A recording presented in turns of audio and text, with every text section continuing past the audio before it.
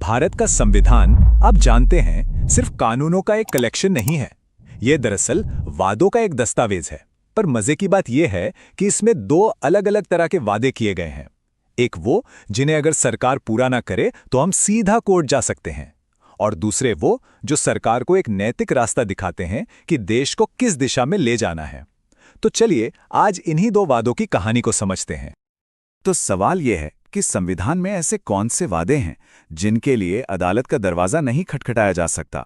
जरा सोचिए, हमारे संविधान में कुछ बहुत ऊंचे आदर्श और लक्ष्य लिखे हुए हैं जो देश की भलाई के लिए बहुत जरूरी हैं। लेकिन अगर सरकार उन्हें पूरा नहीं कर पाती तो उन्हें लागू करवाने के लिए कोई कानूनी रास्ता नहीं है। और बस यही वो पहेली है जिसे हम कहते हैं राज्य के नीति निदेशक सिद्धांत या directive principles of state policy, short में डीएसपीपी। अब देखिए, ये जो दो वादे हैं ना, इनको संविधान में बहुत सोच समझकर अलग अलग रखा गया है। एक तरफ है हमारे मौलिक अधिकार यानी फंडामेंटल राइट्स। ये संविधान के भाग 3 में है और सबसे जरूरी बात, ये कानूनी तौर पर लागू होते हैं। इनका मेन मकसद है एक पॉलिटिकल डेमोक्रेसी बनाना। और दूसरी तरफ है निदेशक सिद्धांत यानी डीपीएसपी। ये भाग 4 में है और अदालतों द्वारा लागू नहीं किए जा सकते। इनका बड़ा सपना है एक सोशो इकोनॉमिक डेमोक्रेसी को हासिल करना। तो फिर सवाल उठता है कि डीपीएसपीज आखिर हैं क्या? देखिए, आसान भाषा में कहें तो ये सरकार के लिए एक तरह की गाइड बुक हैं। ये वो सिद्धांत हैं जो सरकार को बताते हैं कि कानून और नीतियां बनाते समय किन बातों का ध्यान रखना है। ये एक तरह से देश का नैतिक कंपास है, और ये आइडिया हमने लिया था आयरलैंड के संविधान से। ये सरकार पर एक नैतिक जिम्मेदारी डालते हैं, कोई कानूनी मजबूरी नहीं। तो अब जाहिर है दिमाग में एक सवाल आता है कि भाई, अगर ये लक्ष्य इतने ही ज़रूरी थे, जैसे कि गरीबी कम करना या सबको काम देना, तो फिर इन्हें मौलिक अधिकारों की तरह कानूनी तौर पर अनिवार्य क्यों नहीं बना दिया गया? इसका जवाब छिपा है उस वक्त की हकीकत में जब भारत आज़ाद हुआ था।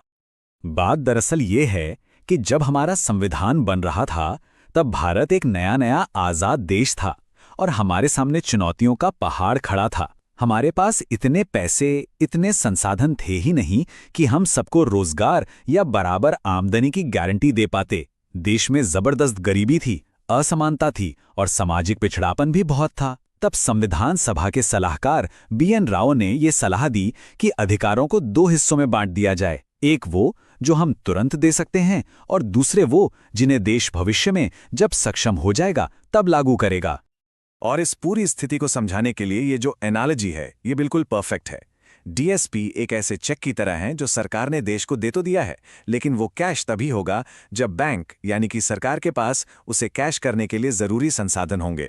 इरादा बिल्कुल नेक था, लेकिन उस समय की जो जमीनी हकीकत थी उसे नजरअंदाज नहीं किया जा सकता था। अब यहीं से कहानी में असली ट्विस्ट आता है।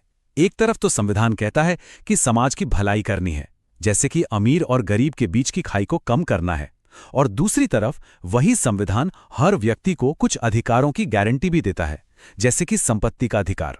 तो सोचिए क्या होगा जब सरकार समाज की भलाई के लिए कोई कानून बनाए और वो कानून किसी के व्यक्तिगत अधिकार से टकरा जाए। बस यही से एक बड़ा संवैधानिक टकराव शुरू हुआ। चलिए इसको एक क्लासिक उदाहरण से समझते हैं। एक डीएसपीएस कहता है कि देश का धन कुछ ही हाथों में इकट्ठा नहीं होना चाहिए। इस लक्ष्य को पूरा करने के लिए सरकार ने जमींदारी खत्म करने जैसे भूमि सुधार कानून बनाए। लेकिन ये कानून उस समय के मौलिक अधिकार यानी संपत्ति के अधिकार से सीधे सीधे टकरा गए, और नतीजा क्या हुआ? मामला पहुंचा सुप्रीम कोर्ट, और यहीं से अधिकारों और सिद्धांतों के बीच एक लंबी कानूनी लड़ाई की शुरुआत हो गई। तो अब गेंद आ गई थी न्यायपालिका के पाले में। उनके सामने एक बहुत मुश्किल सवाल था। जब समाज की भलाई और एक व्यक्ति के अधिकार में टकराव हो तो पलड़ा किसकी तरफ झुकेगा? अगले कई दशकों तक सुप्रीम कोर्ट इसी एक सवाल का जवाब ढूंढता रहा, इसी संतुलन की खोज करता रहा। सुप्रीम कोर्ट का नजरिया इस पर वक्त के साथ कैसे बदला, ये देखना बड़ा दिलचस्प है। देखिए, शुरू में 1951 के चंपकम दोराईराजन केस में कोर्ट ने साफ साफ कहा कि मौलिक अधिकार निदेशक सिद्धांतों से ऊपर हैं, मतलब उनकी वैल्यूज ज्यादा है। फिर 1967 के गोलकनाथ केस में तो कोर्ट एक कदम और आगे बढ़ गया। उसने कहा कि मौलिक अधिकारों को तो बदला ही नहीं जा सकता, डीएसपी को लागू करने के लिए भी नहीं। लेकिन फिर 1973 के ऐतिहासिक केशवानंद भारती केस और खासतौर पर 1980 के मिनर्वा मिल्स केस में सुप्रीम कोर्ट ने एक नया संतुलन बनाया। और मिनर्वा मिल्स केस में दी गई ये उपमा आज भी इस पूरी बहस का सार है। कोर्ट ने कहा कि मौलिक अधिकार और निदेशक सिद्धांत ये दोनों एक रथ के दो पहियों की तरह हैं। अगर रथ को सही से आगे बढ़ाना है तो दोनों पहियों का बैलेंस में होना बहुत जरूरी है। कोई एक दूसरे से कम या ज्यादा नहीं है, बल्कि दोनों मिलकर ही संविधान के असली मकसद को पूरा करते हैं। तो क्या इसका ये मतलब है कि ये निदेशक सिद्धांत सिर्फ संविधान की किताबों में लिखी अच्छी अच्छी बातें बनकर रह गए? जी नहीं, बिल्कुल नहीं। भले ही आप इन्हें लेकर कोर्ट नहीं जा सकते, लेकिन इन्होंने भारत की नीतियों और कानूनों पर एक बहुत गहरी छाप छोड़ी है। ये सालों से हमारे देश के लिए एक नैतिक कंपास की तरह काम करते आए हैं। जरा देखिए कि ये नैतिक कंपास असल में कैसे काम आया है।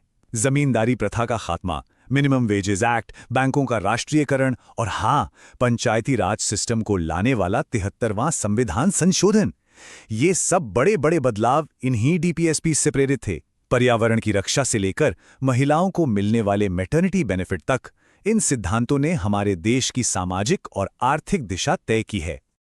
लेकिन कहानी यहीं खत्म नहीं होती। सारे डीपीएसपी लागू नहीं हुए हैं और इसका सबसे बड़ा और आज के दौर में सबसे ज्यादा चर्चित उदाहरण है अनुच्छेद 44, जो कहता है कि पूरे देश के लिए एक समान नागरिक संहिता यानी यूनिफॉर्म सिविल कोड बनाया जाए। ये एक ऐसा सिद्धांत है जिस पर आज भी जोरदार बहस चल रही है। और यही सवाल हमें आज के दौर में ले आता है। यूनिफॉर्म सिविल कोड जैसे मुद्दों पर जो बहसें चल रही हैं, वो ये दिखाती हैं कि ये निदेशक सिद्धांत आज भी कितने प्रासंगिक हैं। ये सिर्फ इतिहास का हिस्सा नहीं है, बल्कि ये भारत के भविष्य की दिशा तय करने वाली एक जिंदा और लगातार चलने वाली बहस है। तो अब सोचने वाली बात यह है कि हमारे इस संवैधानिक कंपास